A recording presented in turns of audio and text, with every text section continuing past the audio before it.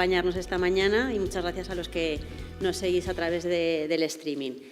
Bueno, hoy vamos a empezar con un tema que yo creo que a los periodistas siempre nos inquieta un poco, ¿no? Que es, bueno, cómo intentar llegar a la gente, cómo influir, en cierto sentido, cómo despertar el interés, ¿no? Con nuestros reportajes, nuestros artículos, nuestras informaciones.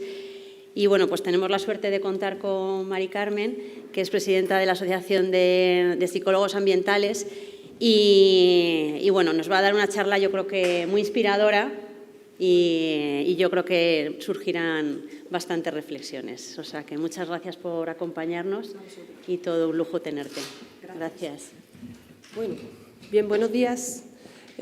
Tanto a los que estáis aquí presentes como los que estáis en streaming. Voy a ver si consigo poner la presentación, entre otras cosas, si me quito la gafa, veo de cerca. A ver. No consigo aquí. Aquí. Ya. Y vámonos aquí. A ver. Bueno, lo primero, agradecer, ¿vale? a Apia, a María, por la invitación para estar hoy aquí con todos ustedes. Aparte de ser la presidenta... Uy, ¿esto retumba? Aparte de ser la presidenta de la Asociación de Psicología Ambiental, yo soy profesora titular de Psicología Social en la Universidad de Granada y básicamente pues lo que hago en mis clases pues es enseñar psicología social y dentro de que la psicología social es un campo altamente interesante, bonito, que voy a decir yo, claro, hay una serie de modelos teóricos que nos pueden permitir entender cómo funciona el comportamiento humano y el cómo, digamos, las personas vamos configurando las distintas informaciones que vamos recibiendo para poder generar conciencia hacia distintos temas. Uno de ellos, de especial relevancia, tal y como es el título central que lleva este encuentro, el agua, digamos que es una responsabilidad el estar hoy aquí, el poder compartir con todos ustedes los datos de las investigaciones que venimos haciendo. Y bueno, creo que es algo totalmente esencial el que se genere este tipo de encuentros, porque está claro, ¿no? Las noticias que vamos viendo en nuestro día a día, los distintos informes que se van arrojando desde los resultados de investigación que se hacen respecto a la percepción que van teniendo la ciudadanía sobre las distintas estrategias, las distintas políticas que se ponen en marcha, en este caso en materia de recursos hídricos.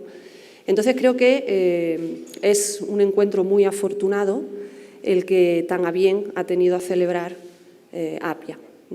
Así que, bueno, pues dar las gracias por la organización, gracias a María y a todos por la invitación de estar hoy aquí.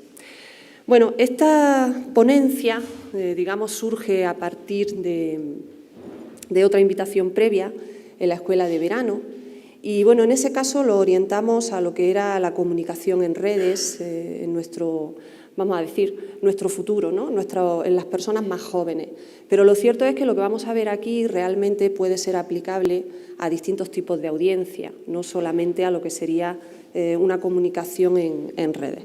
Bueno, ustedes saben mucho y saben mucho más que yo acerca de las distintas comunicaciones que se vienen generando en distintos medios, en distintas, pues, en prensa, en redes, en diferentes formas o diferentes formatos que puede adquirir la comunicación. Y, por ejemplo, pues vamos viendo cómo las propias informaciones que ustedes van produciendo ya informan de determinados resultados de investigación. Pues, por ejemplo, vemos que las sequías que vienen derivadas de tanto alteración, digamos, de los sistemas naturales, todo el cambio climático, cómo va repercutiendo, en este caso, en lo que son los recursos hídricos, pues bueno, pues una posible solución de la mano del hombre que también está detrás de estos cambios que se vienen produciendo a nivel climático, de este tan promulgado cambio climático, por supuesto antropogénico. Bueno, pues parece que una posible solución vienen a ser las desaladoras. O, por ejemplo, cuando informan de que hay ya resultados claros respecto a que es imposible que podamos limpiar mares, podamos limpiar océanos, sino que quizás la solución sea no producir más de lo que venimos produciendo y cambiar lo que sería el paradigma, en este caso, de todo el funcionamiento social. Claro, esto todas las que estamos aquí sabemos que no es una tarea, digamos, fácil. Como veremos que tampoco es fácil producir, en este caso, concienciación, que vamos a hablar de ella. O como también ustedes vienen informando, ¿no?, de la reciente incorporación de resultados que vienen pues, desde líneas de investigación del Big Data, la minería de datos, que culminan en esa, parece futuro, pero que ya está aquí, inteligencia artificial aplicada, en este caso, a lo que es la gestión de las aguas. De hecho, la Universidad de Granada, por ejemplo, desde el año 22 tiene una cátedra exclusivamente dedicada a inteligencia artificial en el manejo, digamos, de la comunicación, de la información. Ayer, de hecho, celebraron uno de los primeros encuentros para precisamente ver cómo puede, ¿no?, la inteligencia emocional, la minería de los distintos datos, la computación, cómo puede facilitar el paso, digamos, de las informaciones que producimos a lo que sería la sociedad. O otro de los artículos, yo es que me voy leyendo lo que ustedes publican, aunque porque aparte me viene muy bien para ilustrar luego en clase, no quizá en el grado, pero sí en el máster en el que también imparto, ¿no? Pues bueno, vais informando acerca de las distintas actuaciones que se vienen haciendo. En este caso, pues bueno, protección de los lagos, acuíferos.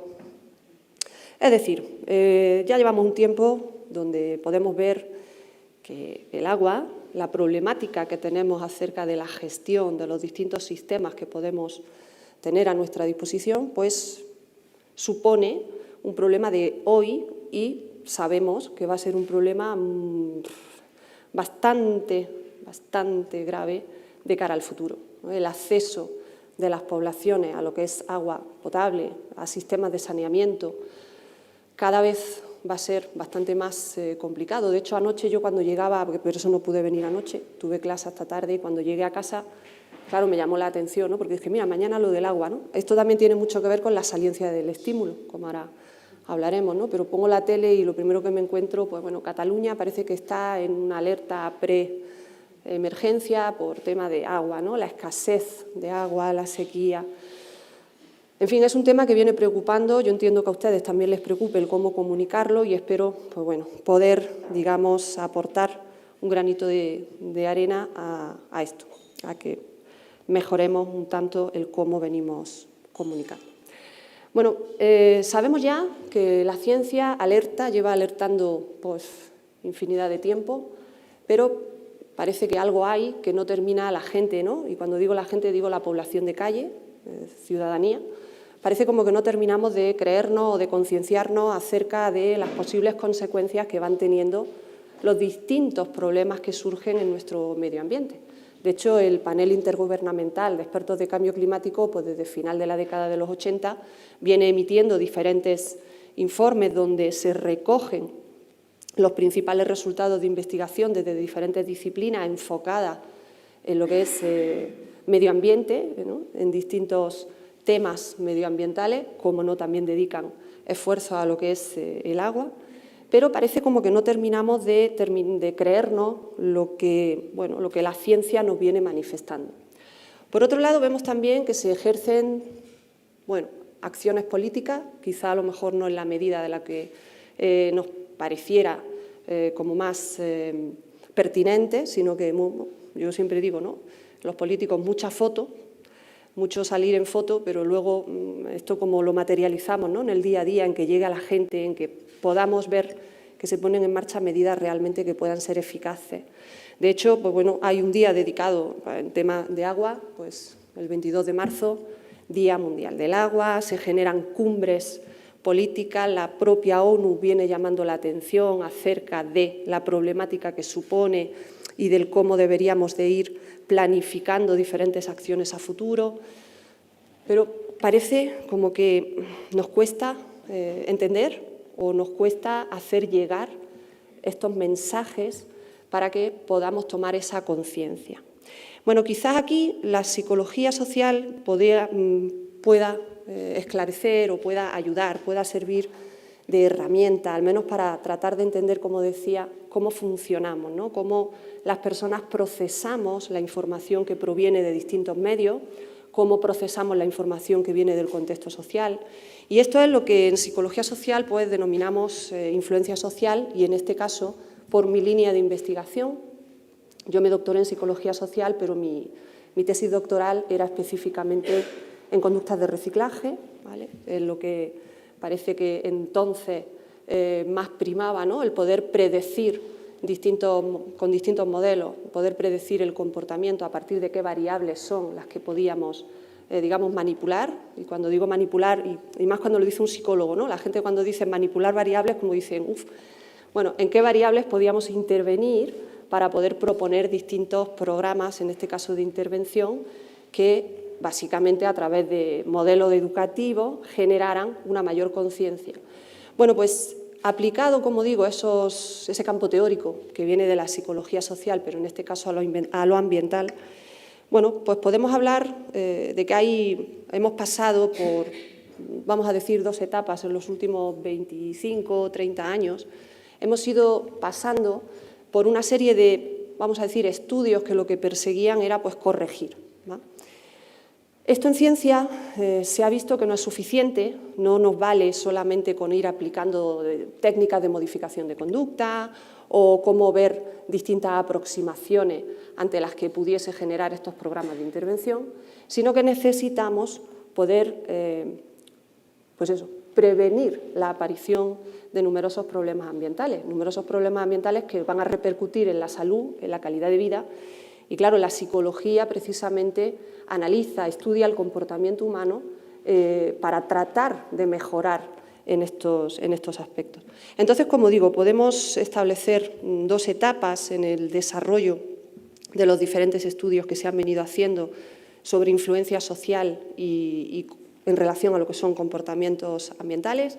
Una primera donde fundamentalmente se generaban muchos listados, muchas taxonomías, donde, bueno, antecedentes y consecuentes del comportamiento. Y en base a eso, pues se venían diseñando distintos modelos, en este caso enfocados a lo que es la adquisición de comportamiento. No obstante, como digo, la literatura nos va mostrando que esto no es suficiente. De hecho, comienza una nueva corriente de trabajo a nivel teórico, donde lo que se persigue no solo es corregir, sino que se persigue prevenir, la prevención. Y claro, ¿qué arma más poderosa hay, ¿no?, para poder, digamos, generar esta estrategia preventiva en la población? Bueno, pues ustedes la saben mucho mejor que yo, lo que es la comunicación. El hecho de ejercer comunicación, pero en este caso entendida desde los distintos, vamos a decir, planteamientos teóricos que abogan por generar conciencia, ¿vale? Y cuando hablamos de generar conciencia, estamos hablando de lo que es persuadir. Y cuando hablamos de persuadir, sí o sí, hablamos de que se tiene que producir un cambio en lo que son los sistemas actitudinales, porque a la larga, sabemos, la literatura lo confirma, ya esto es algo clásico, a la base de los comportamientos lo que nos encontramos son esos sistemas de actitud. De manera que si somos capaces de generar mensajes, lo que denominamos mensajes persuasivos, si somos capaces de generar comunicaciones que lleguen a la persona y que produzcan las condiciones necesarias para poder persuadir, estaremos generando o estaremos facilitando un cambio actitudinal. Y el cambio actitudinal sabemos que precede a la adquisición o al, vamos a llamarlo, reaprendizaje conductual, ¿no? De ahí que es importante conocer esos principios básicos que nos vienen dictando los teóricos cognitivos sociales acerca de las técnicas o las tácticas de persuasión. Pero esta evolución que se va dando, ¿no?, en los estudios de psicología ambiental también se va viendo en las distintas formas que ustedes tienen de comunicar. De hecho, hay un trabajo relativamente reciente del año 22 donde va viéndose cómo se produce una evolución en los distintos, vamos a decir, formas o medios que dan cobertura a lo que son secciones puramente ambiental, ¿no? Se comienza a ver la importancia que tiene los asuntos medioambientales para la población y esto, evidentemente, genera un campo de especialización como es el de ustedes, que sin duda pues, facilita que el medio ambiente hoy día esté en boca de todo el mundo, ¿no? La gente dice, es que parece que ahora es una moda. Claro, es una moda y ustedes han contribuido a que esto sea una moda, pero es que es una moda necesaria. Entonces, creo que la labor que ustedes realizan pues, es de vital importancia, el hecho de poder comunicar todos estos resultados que yo les vengo diciendo y creo que está clara la misión que podemos tener. Bueno, yo me voy a centrar en lo que sé, ¿vale? Yo a veces me surge, ¿cómo se llama?, el síndrome ese del impostor, ¿no? Que cuanto más sabe, me pasa muchas veces, ¿no? Que cuando uno sabe de algo parece como que no sabe de nada. Pero bueno, yo voy a intentar contarle a ustedes lo que puede aportarles la psicología social desde la perspectiva de lo ambiental, ¿vale? Desde la perspectiva de la influencia social, en este caso el cambio de actitudes.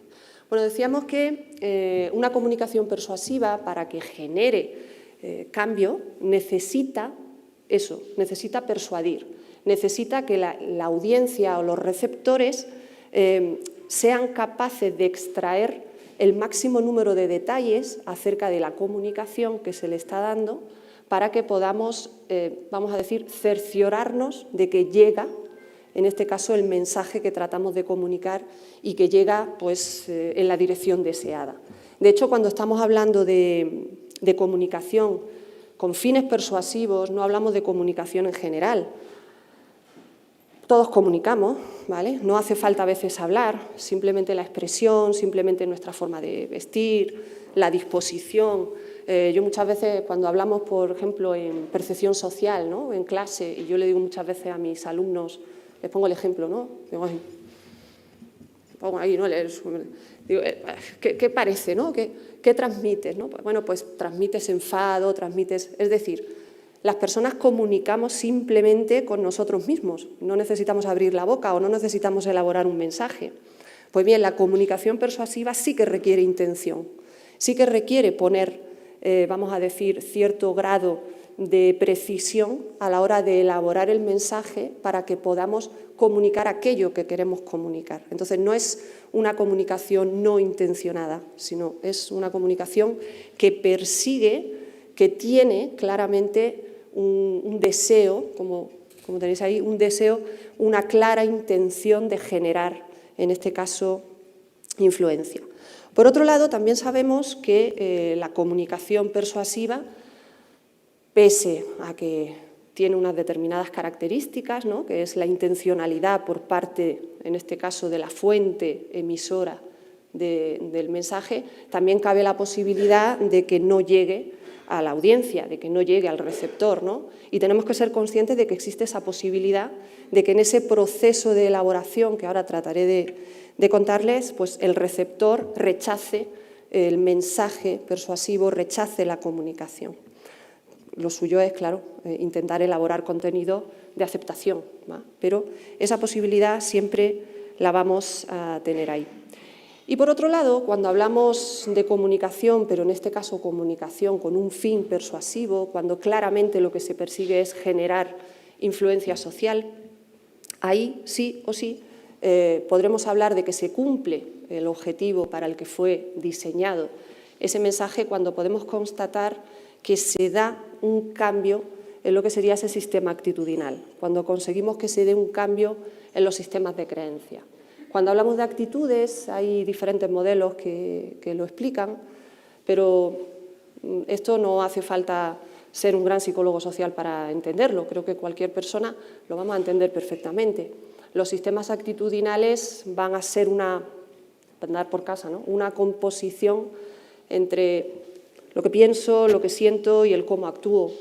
Entonces, evidentemente, para que podamos decir que hemos generado persuasión, que hemos generado influencia, lo más palpable es ver un cambio en el comportamiento. No obstante, un cambio en lo que son las creencias que sustentan estas actitudes o un cambio en lo que son las percepciones sociales ya puede ser un indicador de que vamos en buen camino, de que al menos estamos poniendo un granito, ¿no?, en generar ese tipo de influencia, ese tipo de cambio. Bueno, ¿cómo se ha analizado todo esto o desde qué planteamiento teórico? Yo voy a hacer un breve repaso por por la investigación que se ha venido haciendo hasta llegar al hoy día. Bueno, pues se ha venido analizando, digamos, desde los modelos más sencillos, siempre lo más parsimonioso, ¿no?, desde lo más elemental, en lo que es el proceso, en este caso, de comunicación y que ustedes pues conocen, como decía, muy bien. Pues digamos, hay un emisor, una fuente de información que genera un mensaje, en este caso, si estamos hablando de una comunicación persuasiva, va a tener unas connotaciones, va a tener, digamos, una intencionalidad, de manera que este emisor, bueno, pues va a ser quien elabora la información a transmitir, le genera o le atribuye un determinado significado con el cual quiere generar esa influencia social, codifica el mensaje y, sobre todo, tiene intención de ello. Como decía, no es una comunicación, no, es totalmente intencionado. Por otro lado, sabemos que existe un contexto social, el canal a través del cual se difunde, ustedes lo saben mejor que yo. No es lo mismo generar contenido para prensa escrita que para televisión, que para radio, esto ustedes saben mucho más que yo, y evidentemente el canal a través del cual podemos llegar a la audiencia es importante. Hoy día estos canales están cambiando, ya lo vimos en la escuela que tuvimos de verano, como por ejemplo nuestros jóvenes se van orientando para la información en redes, ¿no? Claro, las redes, pues como ahora intentaré ilustrarles, pues lleva un procesamiento totalmente heurístico. Es decir, la temporalidad, ¿no? Es todo el corre, pero realmente no hay una asimilación real de lo que ahí se aporte. Pero claro, es que es lo que tenemos. Es que hoy día los sistemas de formación de nuestros jóvenes están totalmente orientados al mundo tecnológico, a lo que es el uso del móvil, a lo que son las distintas redes de comunicación, y la rapidez, la inmediatez de este canal que utilizan, pues muchas veces puede suponer, vamos a decir, como un condicionante a la hora de generar esta influencia social o esta persuasión. Por otro lado, también se ha analizado, digamos, la parte, en este caso, de la audiencia, el receptor, los receptores de lo que sería nuestra comunicación persuasiva. Se ha dedicado también mucha investigación a ver el perfil. De hecho, los primeros estudios lo que trataban de ver era si había buenos perceptores, que le llamaban perceptores sociales, frente a malos perceptores. La literatura nos ha ido confirmando que no es que los haya ni malos ni buenos, es que si el contexto es lo suficientemente adecuado, rico y cumple una serie de condiciones, las personas seremos capaces de poder integrar las distintas partes de información dentro de un todo y podremos, digamos, elaborar todo un proceso cognitivo-emocional acerca de ese mensaje persuasivo. El caso es que sabemos que los receptores, las audiencias, seleccionan la información, de hecho es imposible, nuestro sistema cognitivo es totalmente limitado, es imposible que nos podamos quedar con la totalidad del contexto que nos rodea, vamos seleccionando. ¿En base a qué seleccionamos? Bueno, pues a una serie de variables sociales, culturales, de la propia educación que hemos recibido, un bagaje previo que ya venimos trayendo todos y todas. Seleccionamos información, a esa información le atribuimos un determinado significado. Esto es lo que explica que puede haber ante una misma realidad pues, diferentes explicaciones ante un mismo hecho. Claro, es que cada cual en esos procesos, que a la larga es un proceso inferencial, en esos procesos que vamos construyendo, cada cual aporta de su propia cosecha en base pues, a esas experiencias previas que digo puede tener, ¿no? Por otro lado, sabemos que el receptor va a descodificar el mensaje que se le ha tratado de transmitir, lo procesa y cabría suponer, para poder cerrar el círculo, que si todo va bien, digamos, para poder hablar de que se ha producido comunicación, y en este caso persuasiva, deberíamos de tener cierto feedback. Un feedback donde volvemos de nuevo al receptor y donde podemos ver si se ha dado o no se ha dado ese cambio en creencias o en las actitudes que sustentan los comportamientos. Claro, esto en investigación lo tenemos muy claro, o bueno, cuando simplemente aplicamos un pre y un post, ¿no? Cuando aplicamos una técnica de recogida de datos experimental, pues medimos ahora, que sería el pre, intervengo o expongo a mi audiencia una comunicación persuasiva y luego vuelvo a medir. comparo el post con el pre y si todo lo he hecho bien y las condiciones experimentales las he sabido llevar bien, pues podré decir que mi mensaje persuasivo ha generado influencia, si es que detecto que se han dado cambios de la respuesta segunda con la respuesta primera. A todo esto, ya como somos seres bastante complejos, ¿vale? Pero es cierto también que no procesamos como una máquina, ¿vale? No somos puramente perfectos en los procesos de cognición, porque si no seríamos eso, seríamos un algoritmo, seríamos un ordenador, no lo somos. Tenemos emociones, tenemos sentimientos. Bien, pues estas emociones y estos sentimientos hay que considerar que están ahí y que forman o inducen a producir determinadas respuestas en función de la percepción que ha tenido esa comunicación persuasiva. Pero estas emociones y estos sentimientos se ven reflejados no solamente en lo que sería el receptor, sino en la propia fuente de comunicación, porque ustedes pues, habrán estudiado periodismo, pero todos somos personas, todos sentimos y de una manera u otra es inherente que en nuestras comunicaciones vaya un poquito de nosotros. Ese poquito de nosotros repercute en la percepción que se puede tener. Claro, esto ya digamos como que nos va complicando un poco la ecuación, ¿no? Porque claro, las emociones es algo que todos las tenemos, pero cuesta a veces poder transmitirlas de la mejor manera, ¿no? O en un sentido más positivo.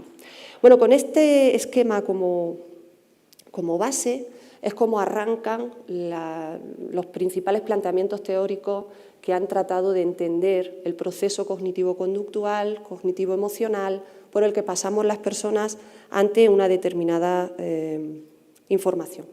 Y se establecen principalmente dos líneas o dos modelos teóricos, pero con una fuerte relevancia empírica y con una base fuerte en lo que es la comprobación de los postulados fundamentales de cada uno de ellos. Yo me he traído aquí lo más fundamental, pero digamos que tenemos dos posturas o dos planteamientos que en principio podían parecer encontrados. Por un lado, lo que llamamos las teorías o los modelos de procesamiento más sistemático y, por otro lado, las teorías o modelos de procesamiento más heurístico. Esto hoy día la investigación nos lleva, ya os lo adelanto, aunque ahora os lo cuente también, nos lleva a apostar por un modelo más dual, ¿vale? Un modelo donde integramos tanto los resultados de las investigaciones de la primera línea, lo que es un procesamiento más sistemático, que ahora hablaremos un poquito de qué es, y ese procesamiento que también venimos generando a través de determinados sesgos, de determinados heurísticos, y que tiene mucho más que ver, por ejemplo, con lo que es la influencia social en redes, ¿no? Esa temporalidad de la exposición de estímulos y el cómo vamos generando distintas asociaciones. Bueno, la diferencia fundamental entre un modelo y otro tiene mucho que ver acerca con la implicación, en este caso, de la audiencia, de los receptores, ¿no? Para que podamos hablar de que se genera un procesamiento de la información desde un punto de vista sistemático, requiere que la persona razone, requiere que la persona tenga a su disposición datos con los que pueda elaborar, digamos, su propio juicio, su propia idea acerca de la temática. Aquí veremos que principalmente la investigación desde los años 60 hasta ahora ha ido dando muestras de la robustez que pueden tener el uso de datos para poder generar influencia social, para poder convencer, digamos, para poder transmitir mensajes, en este caso de cambio de distintas temáticas. Veremos, por ejemplo, cómo ha ido pasando por esos distintos modelos, frente a un procesamiento más de carácter temporal, como digo, más heurístico, donde se produce persuasión. Pues sí, también se produce persuasión, pero es una persuasión que, como veremos, es más débil. Es una persuasión que se basa más en un funcionamiento cognitivo automático, ¿no? Que no requiere el análisis profundo, podríamos decir, de datos, sino que tira más de lo que son señales de carácter periférico, lo que vendrían a ser el atractivo de la fuente, características que son propias de lo que rodea al cuerpo del mensaje y que no necesariamente la persona a veces hace que se enganche al mensaje, ¿no? Sino que se queda en esas señales que lo están ahí rodeando, y esto sabemos que afecta al cómo se viene procesando. Bueno, hay principalmente 3 aproximaciones, una que es la que proviene, bueno, pues a todos les sonará Paulo Skinner, pues la que proviene del condicionamiento, somos animales sociales totalmente condicionados, eso es inevitable. Otra línea que es la que viene por la exposición a distintos estímulos y veremos cómo la familiaridad va aumentando, y la quizás más reciente, los modelos de Eigle y Shaken, que vienen abogando por que las personas reaprendemos, digamos, ¿no? Ponemos en marcha estos procesos de aprendizaje acerca del mundo social basándonos en heurísticos. Como digo, esto al final confluye en un modelo más dual, en una teoría que es la que hoy por hoy viene imperando dentro de lo que es el procesamiento cognitivo-conductual. No obstante, hay que mirar siempre atrás. Yo siempre, cuando en clase explicamos, ¿no? Pues historia de la psicología social o historia de no sé qué, los alumnos te miran así un poco, ¿no? Pero es que es fundamental mirar atrás, para, bueno, por varias razones, ¿no? No cometer los mismos errores que han podido cometer ya otros investigadores, saber en qué punto estamos, si ya... A ver, pues yo siempre pongo el ejemplo así absurdo, ¿no? Si vas a hacer una investigación y ya hay 27 artículos que demuestran que esa hipótesis no es válida, pues, jolín, no pierdas el tiempo. Vete. Entonces, siempre aludimos a lo que son, digamos, los inicios de estas teorías cognitivo-emocionales en el procesamiento. Los precursores se encuentran en un grupo de investigación de la Universidad de Yale, encabezado por un psicólogo social que es Howland, donde ellos principalmente lo que se focalizaron, y ellos adoptan ese modelo que hemos visto básico, de ese esquema de cómo se va reproduciendo la comunicación, adoptan ese enfoque, pero se centran fundamentalmente en ver qué características son las que tiene la fuente que emite el mensaje para que podamos considerar que ejerce persuasión. Hacen una investigación de primera muy básica, pero claro, estamos hablando... A ver, es que la psicología, digamos, entendida en términos metodológicos, psicométricos, pues es relativamente reciente, ¿no? Las herramientas estadísticas que tenemos hoy día no las teníamos. Mi director de tesis, que hizo la tesis en el año 84, no disponía de las herramientas metodológicas que dispongo yo ahora, y eso es un reflejo claro en lo que es la investigación. Pues bueno, pese a que hacen estudios, como digo, bastante sencillos, arrojan unos resultados que hoy por hoy siguen siendo útiles y que siguen aportando a lo que es el campo de lo cognitivo-conductual en la percepción social. Ellos analizan, como digo, las características que van asociadas a la fuente que trata de emitir un mensaje persuasivo y encuentran, bueno, pues que hay variables que inciden, como por ejemplo pues el atractivo que se percibe en la fuente, lo que es la expresión de un determinado poder, la experiencia. De hecho, como ahora veremos, hay muchas afirmaciones de expertos que el hecho de que lo diga un experto pues ya hace que genere más influencia que si me lo dice, yo qué sé, pues si estamos hablando de física nuclear, pues evidentemente me voy a creer más lo que me diga un físico nuclear que lo que me diga mi vecino el del quinto. Claro, normal. La experiencia, como dicen, es un grado. Pues la experiencia es uno de los factores que sabemos que generan, en este caso, persuasión. Por otro lado, la afinidad que podemos tener con las ideas del receptor, el nivel de sinceridad percibido. Las personas somos muy habilidosas en detectar lo que llamamos la deseabilidad social. El ser socialmente deseable puede que haya determinados contextos en los que es adecuado, pero nos genera a veces esa emoción, ¿no?, que surge de decir, parece como que no me fío un poco de lo que me está contando, ¿no?, que parece que me dice aquello que quiero oír. Muchas veces cuando nos dicen aquello que queremos oír, eso es un comportamiento socialmente deseable. El procesamiento que hacemos puede variar respecto a si me meto de lleno en lo que me están contando y lo percibo como una fuente sincera, con experiencia. El contenido del mensaje también fue analizado, evidentemente argumentos que me presenten fuertes, argumentos donde me den pruebas, donde me aporten datos, pues va a tener una persuasión o un impacto bastante más potente que si me presentan algo que no me lo explican claramente. Esto es algo, digamos, de cajón. A todos nos gusta que nos expliquen las cosas de la manera más sencillita posible, que yo lo pueda entender. Claro, que a la vez me aporten argumentos, me aporten datos. Sabemos también que respecto al contenido del mensaje muchas veces se aportan determinados incentivos. Estos incentivos los vemos hoy día en el tema de las redes, simplemente con lo de darle a un like y ya supone cierto refuerzo, ¿no? O formas parte, si nos sigues, si eres seguidor de nuestra página, entras en el sorteo. Es una manera de ir captando, en este caso, receptores de audiencia, pero que realmente no te asegura que el contenido de tu información vaya a llegar, porque es algo muy temporal. Es algo que en ese momento se percibe como interesante o importante para la persona que recibe la comunicación, le da el like y puede que ya no vuelva a ver tu página más en la puñetera vida. Porque claro, porque en ese momento era lo que... ya. Entonces, es cierto que la comunicación que hacemos con un contenido que a veces puede resultar demasiado débil, pues tampoco va a generar una persuasión, digamos, potente. El canal de comunicación, importante, no es lo mismo la comunicación cara a cara, no es lo mismo comunicar de una manera visual, a través de imágenes, a través de texto. Y, por supuesto, el contexto. Generar persuasión en un contexto de tensión es bastante más complicado que generar persuasión en un contexto de relax, donde la parte que va a recibir la información pueda estar cómoda, pueda tener acceso a lo que son las fuentes, pueda, digamos, tener una interacción que le genere asociaciones más agradables con el objeto, en este caso, con el objeto de persuasión que se trate, ¿no? con el mensaje persuasivo.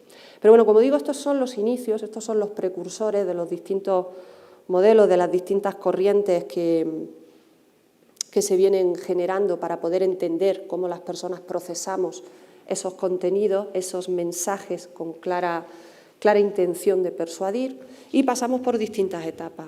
Hay un primer modelo, que es el modelo de McGeer, ¿vale? Que lo que analizan son las fases, se centran en este caso ya no como hacía el primer equipo, ¿no? El equipo de Howland, que se centraba en la fuente, sino que en este caso el equipo de McGeer lo que se centran es analizar las fases por las que pasa la recepción, digamos, por las que pasa la audiencia a la que exponemos a un determinado mensaje. Establecen un modelo procesual, yo me he traído aquí el resumen. En principio establecen 12 etapas, pero la investigación luego va viendo que de esas 12 las podemos reducir a algo más parsimonioso. Nos quedamos con 5. Por un lado, la atención, la comprensión del mensaje, la aceptación o lo que es la condescendencia, la retención en memoria y esa vuelta, digamos, como veíamos en ese esquema básico de comunicación, ese feedback, ver que se denota algún tipo de cambio en lo que es la conducta o lo que es la actitud. De estas 5 fases hay 2 que son también de perogrullo y de cajón, pero son 2 que son fundamentales, que son básicas, que es la atención y la comprensión. De hecho, si no generamos noticias que puedan captar la atención, pues es que difícilmente vamos a poder pasar a las siguientes fases del procesamiento. Necesitamos que los contenidos sean lo suficientemente atractivos como para poder captar la atención y para que la audiencia pueda procesar y pueda generar el resto, digamos, de etapas que, como digo, la literatura ya venía clasificando.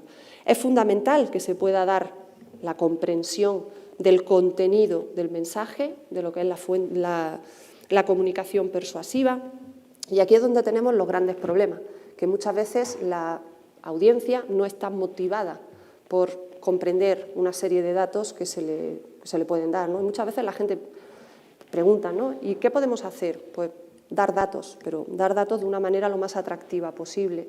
¿Por qué? Porque dentro de que, aparte, ustedes que tienen un público, vamos a decir, muy sesgado, porque las noticias acerca del medio ambiente, de por sí, ¿a quién interesan? Pues a los que ya están concienciados. Entonces, claro, lo suyo es tratar de llegar a un público fuera de ahí, más amplio, y eso nos cuesta, claro que cuesta. ¿Qué podemos hacer? Pues fundamentalmente aludir a lo que son datos, a tratar de generar mensajes que la gente les resulte atractivos, genere atención, comprensión y que pueda, digamos, ser aceptado, ¿no? Se pueda dar esa condescendencia. ¿Qué pasó? ¿Se arregla solo? Que podamos comprender ese contenido y podamos aceptarlo, retenerlo en memoria y llevarlo a comportamiento.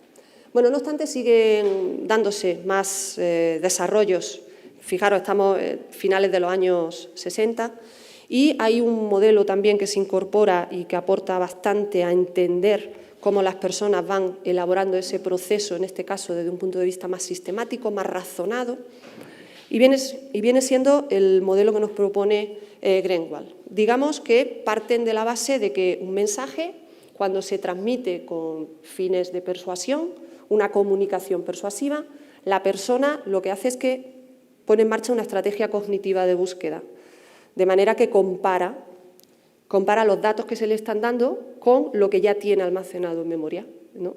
De manera que, bueno, aquí hay una serie también de un montón de investigación acerca de qué es lo que viene ocurriendo, pero básicamente la persona busca en los conocimientos previos que ya tiene, busca en las emociones, los sentimientos que ya tiene, digamos, que ya trae de por sí respecto a ese tema sobre el que se le trata de persuadir y, claro, ¿esto qué es lo que supone? Pues supone un esfuerzo cognitivo muy grande.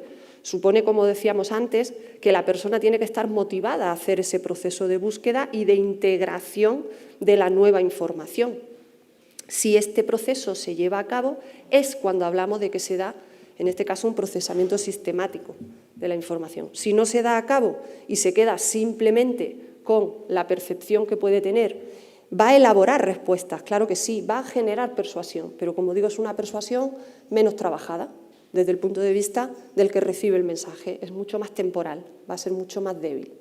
Pues bueno, el esquema que nos plantean este autor, pues es que a partir de los mensajes, se ha ido otra vez, podemos generar distintas estrategias de búsqueda en conocimientos, en nuestras creencias, nuestras actitudes previas, de manera que se establece una estrategia comparativa. Si la información que me están dando me aporta algo, digamos, novedoso o me aporta que me desconfirma las creencias que yo ya de por sí tenía, será más probable que elabore determinados pensamientos que hay que tratar de que sean lo más, vamos a decir, positivos hacia el tema sobre el que queremos, en este caso, persuadir. De esa manera se van a producir lo que llamamos respuestas de carácter cognitivo y es cuando se hablará de que se puede producir cambio en lo que son las actitudes y en el comportamiento. Esto se va y se viene, yo sigo, pero es que no lo veis, pues vamos, yo sigo. Vale, pues ya tampoco sigo. ¿Quiere? ¿No quiere? No quiere procesar esto hoy. Está totalmente heurístico. ¿Ya? ¿Aquí qué hacemos? Bueno. ¿Eh? Se fue entero.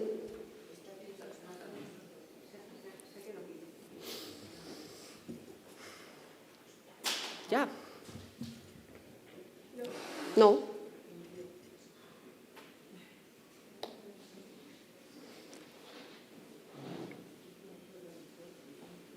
¿Yo tengo que hacer aquí algo? Estas son las notas que nos ponemos, pero que luego nunca uno lee. No sé, supongo que vosotros sí las leéis y no las leéis, yo no, pero me las pongo, me da tranquilidad.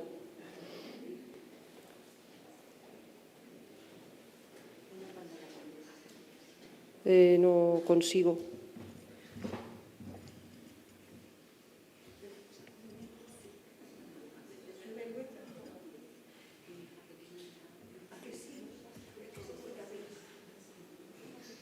¿Ya? Vale.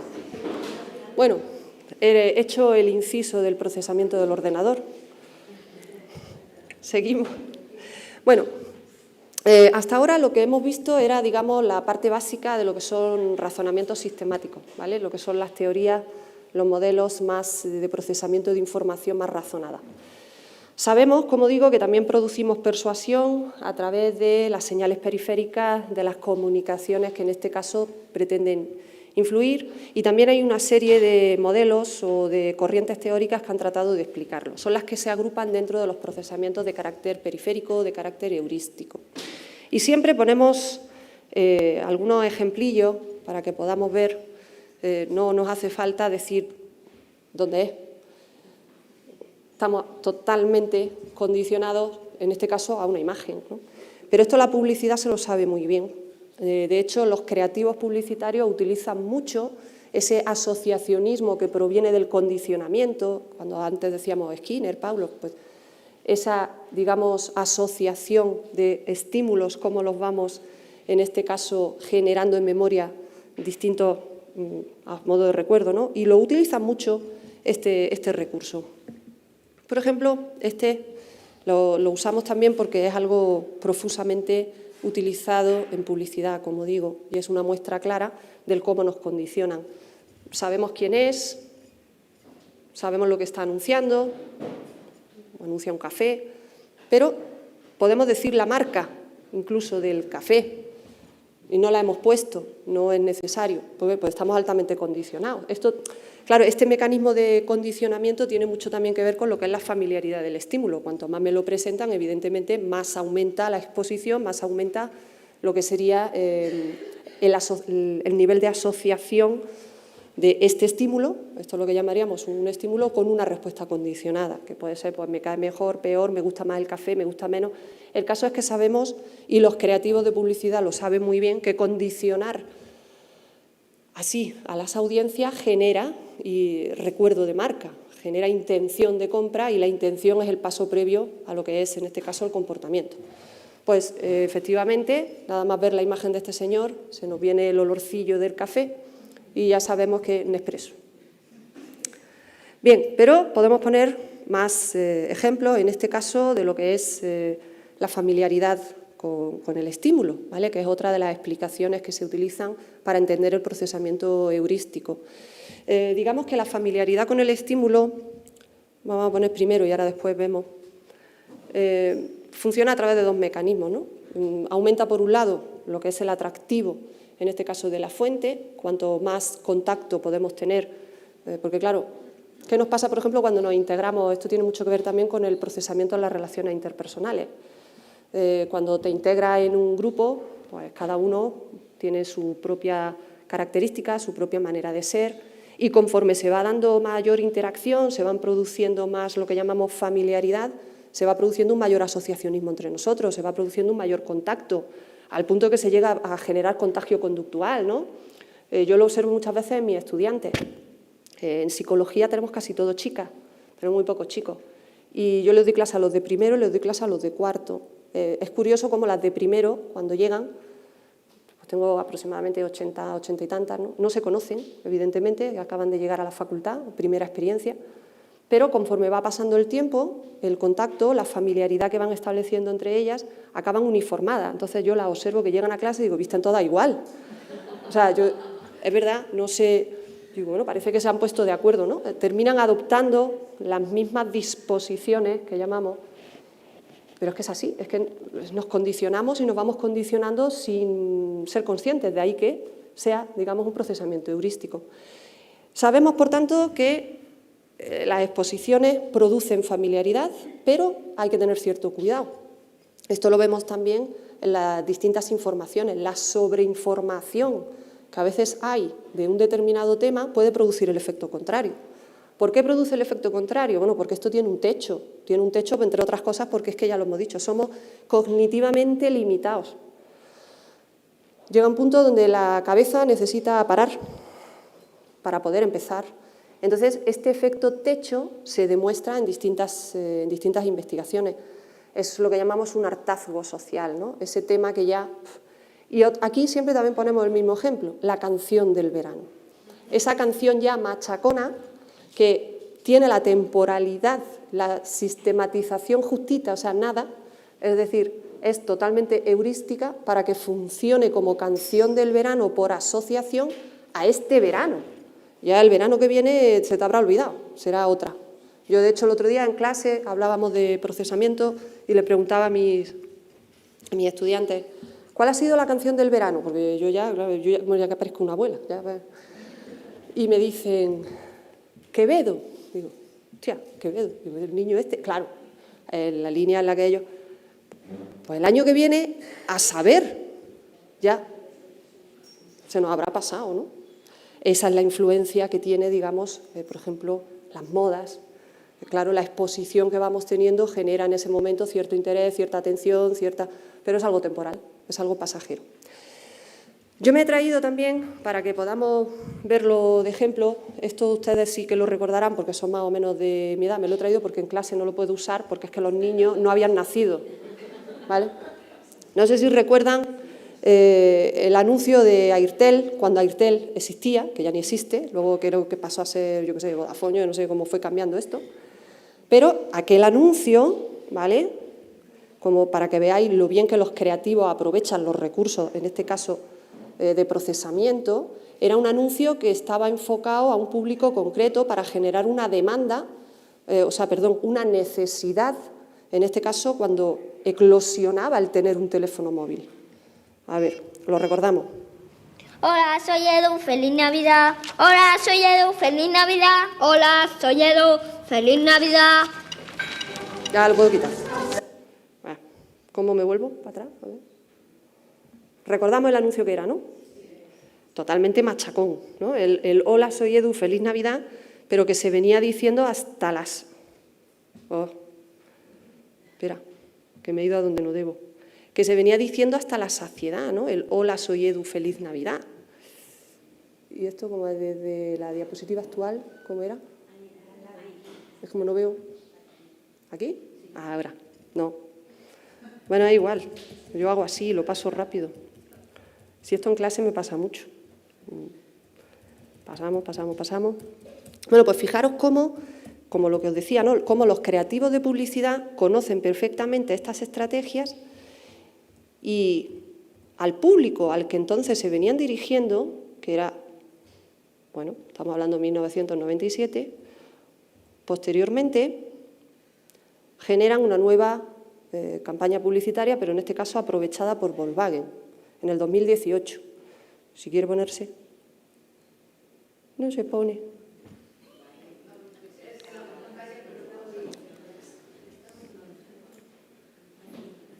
Socorro. Ah, sí, le doy. A ver. Vale. Este no sé si lo habéis visto. Es del 2018. Hola. Hola, soy... Hola. Hola. ¡Edu! ¿Edu?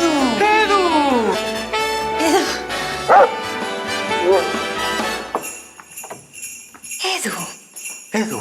Feliz Navidad. Es Edu. Edu ha crecido. ¿Ven? A ver cómo me voy. Aquí. Bueno, como veis, Edu ha crecido, han pasado los años, se ha utilizado un recuerdo en memoria que evidentemente a mis alumnos, como digo, no le puedo elicitar porque no estaban, ¿no? Entonces, pero ustedes sí recuerdan muy bien aquello del hola, soy Edu, feliz Navidad. Pues este es un recurso que teníamos ahí como que medio abandonado, pero en publicidad, como digo, son muy listos y saben mucho de esto. ¿Y qué hacen? Pues lo recuperan para poder generar, en este caso, otra vez me lleva ahí, chiquillo, no le caigo bien a este ordenador, ¿eh? Vamos a ver. No, es que yo no me manejo mucho con... A ver si queréis.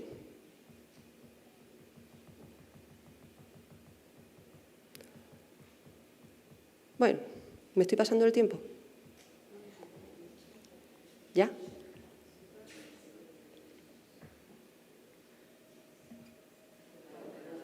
Ahora. Vale, bueno, como digo, es un recurso que se utiliza muchísimo en publicidad, lo que es la familiaridad con el estímulo, lo que es la asociación que ya veníamos teniendo hecha.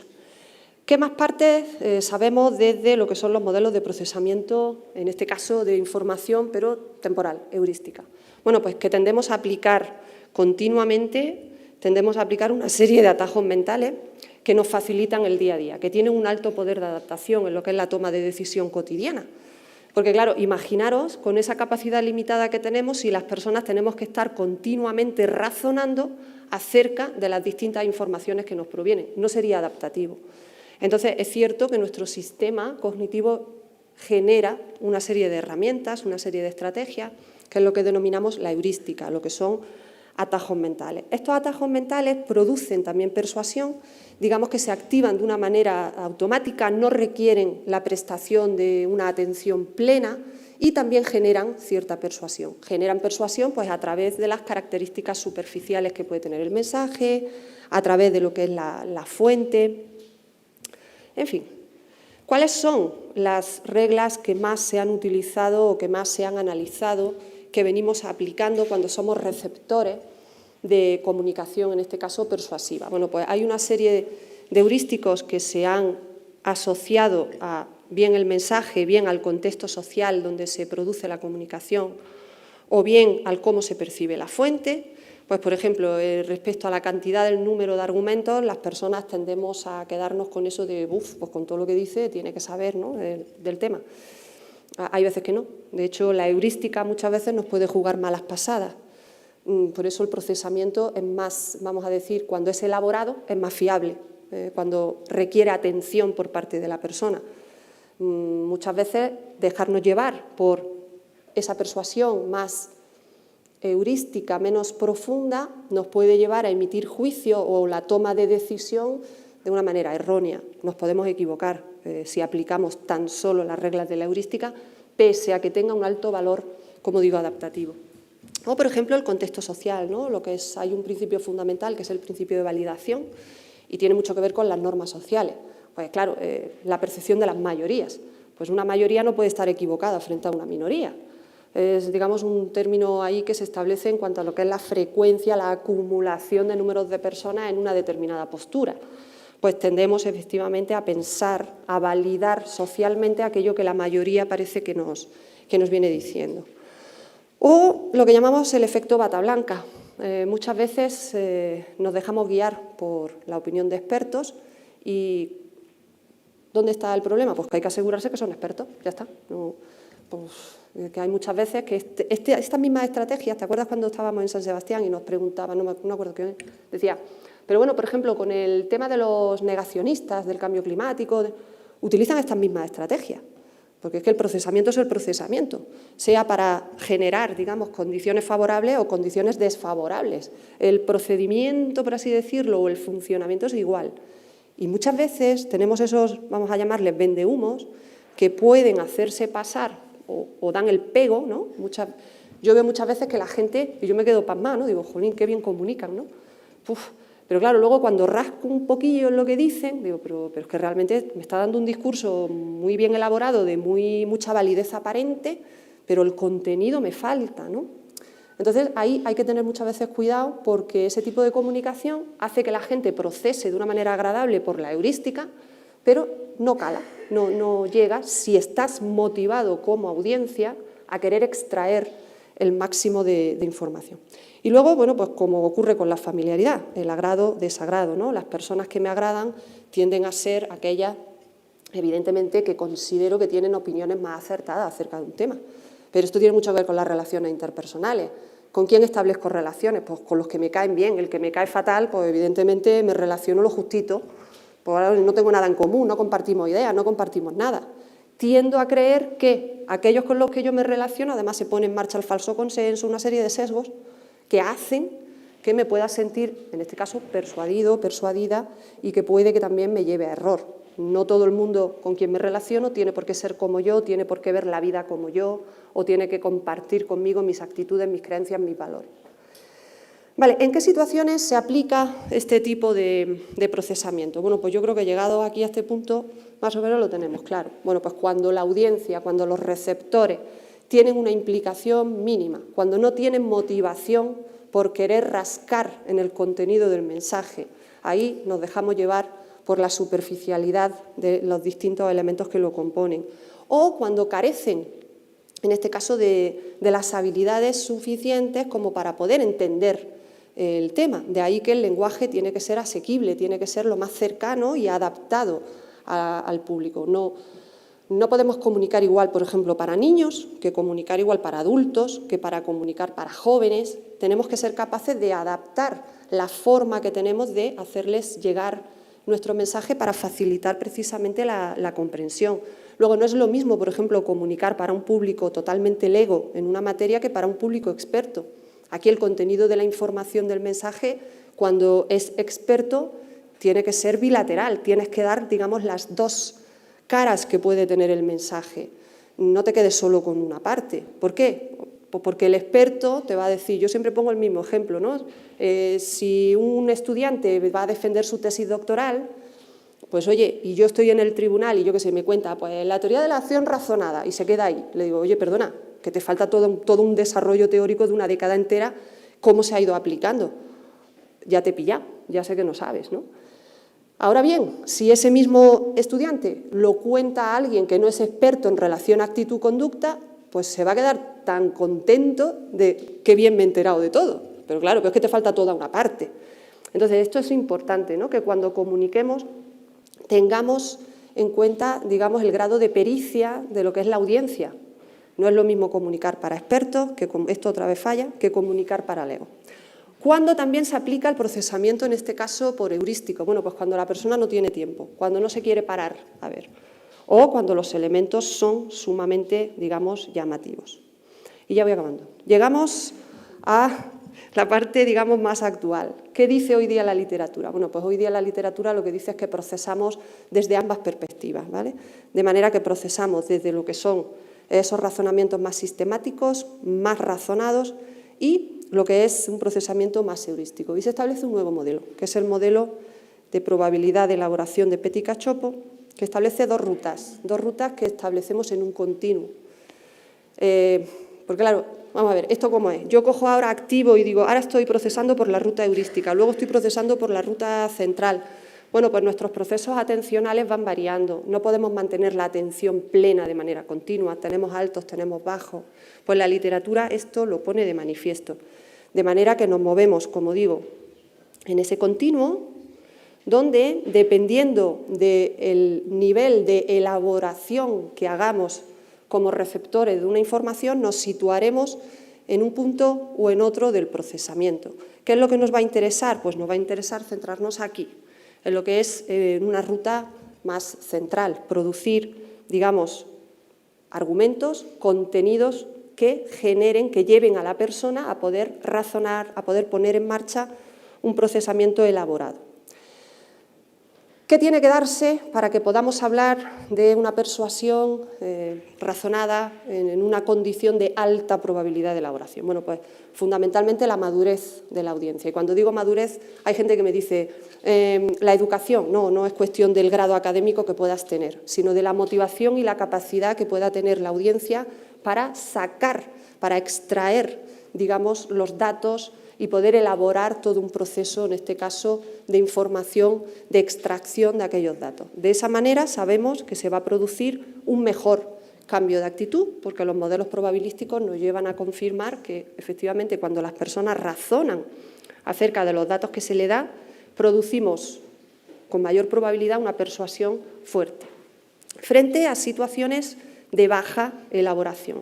Pues en este caso nos quedaríamos que la motivación y la capacidad de la audiencia es baja, falta de tiempo, las razones que sean, pero el procesamiento es más superficial. El procesamiento se deja llevar por lo que son señales puramente periféricas y entre todo este entramado entra lo que es la emoción.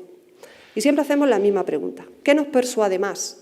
¿Un anuncio puramente, digamos, o más extremo hacia lo que es generar emociones, en este caso a través de una fotografía, una imagen como el agua, o lo que es un mensaje que te hace tener que pararte a leer, como este que tenemos aquí? Pues este grifo se ha actualizado para ahorrar un 96% de agua, Bueno, pues la literatura ha explorado ambas perspectivas cuando nos exponen a contenidos emocionales y cuando nos exponen a contenidos puramente racionales. Sabemos que se producen cambios, se produce persuasión, pero hay cambios diferenciales en el sistema actitudinal. Cuando el contenido es puramente emocional, se producen, estoy ya corriendo mucho, se producen cambios afectivos frente a cuando se produce un procesamiento desde un modelo o desde un material más racional que hace que la persona se involucre, lea, analice, saque, extraiga conclusiones. Los cambios son cognitivos. Y cuando los cambios son cognitivos, es cuando podemos asegurar un cambio en creencia, un cambio en los sistemas actitudinales y van a ser más sostenidos los cambios de comportamiento. Aquí, por tanto, lo que hay que apelar es a lo que llamamos la hipótesis de la equiparación.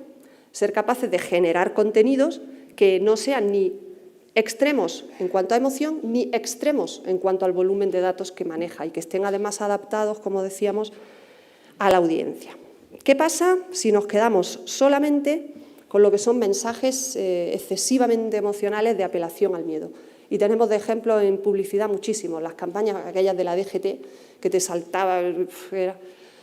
Bueno, pues sabemos que los mensajes de apelación extrema a lo que es el miedo no producen la persuasión deseada. Y no lo producen porque simplemente el hecho de que mostremos las consecuencias más crudas o más negativas sin aportar algún tipo de solución, podríamos decir, genera miedo en la persona.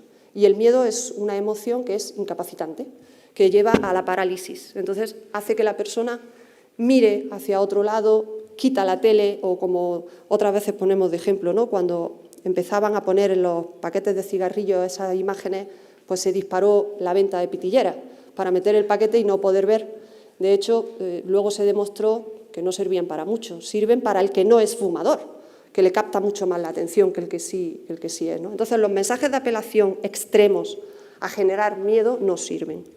¿Por qué no sirven? Bueno, pues no sirven, nos lo explica fundamentalmente una teoría que me salto muy rápido, pero que os resumo las conclusiones, que es la teoría de los procesos paralelos. Si solamente somos capaces de generar mensajes con emociones negativas que despierten miedo, que despierten angustia, y no somos capaces de activar en las personas la percepción, en este caso de gravedad, es decir, mostrar las consecuencias que puede tener para ella misma, para sus seres queridos, para su entorno más cercano, y no generamos en el contenido del mensaje una posible solución que refuerce la autoeficacia, esto es, ¿y yo qué puedo hacer? Porque vale, usted me dice que se está secando, ¿y qué hago yo? ¿No? Si no damos ese tipo de solución, difícilmente la persona se va a sentir persuadida para poder generar cambios. Y traigo dos estudios recientes, uno de ellos acerca del cómo la producción, en este caso de agua para generar productos ecológicos, manipularon, ¿vale? Este lo voy a poner entero, manipularon a través de un experimento, es un estudio del 23, publicado hace nada, donde lo que hacen es que exponen a una audiencia, principalmente mujeres, el estudio bueno, tiene sus críticas, pues como tienen todos, ¿no? Principalmente mujeres, a una serie de condiciones experimentales. Una condición donde lo que pretenden es elicitar una ruta de procesamiento fuerte, sistemática, frente a una ruta heurística. De manera que manipulan los textos que muestran y además lo combinan con distintas formas, adopciones de normas sociales, ¿no? Una norma social descriptiva, subjetiva y una norma más de corte altruista. Pues bueno, pues en la ruta central el mensaje que les dan es una gota de petróleo es capaz de convertir 25 litros de agua potable en no potable, los cosméticos ecológicos garantizan la ausencia de componentes derivados del petróleo, frente a una condición, como digo, que activa una ruta periférica donde no le dan tanto dato. Simplemente usar cosméticos ecológicos hace que te veas naturalmente bella mientras ayuda a proteger el medio ambiente, ¿Qué es lo que encuentran? Bueno, pues abogan estos resultados.